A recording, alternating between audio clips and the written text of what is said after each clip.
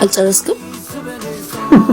ገና ልጀምር አንቺ ሳይሆን ልጀምረው በዚህ ቆሻሻ ሰውነት ከለበስከው ማን ሊለብስልህ ነው? አንቺ ስርዓት የሌለሽ ሴት ነሽ።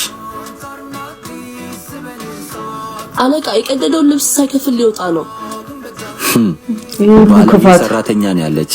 የመልክ ክፋት ለዚህ ከፍላለሁ። እሷን ግን የመልክሽ ክፋት በላስቲክ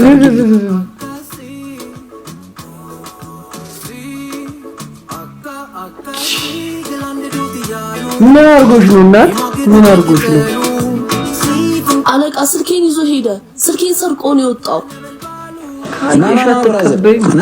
ና አንዴ ና። አቤት ምን ነበር? እስቲ አምጣው።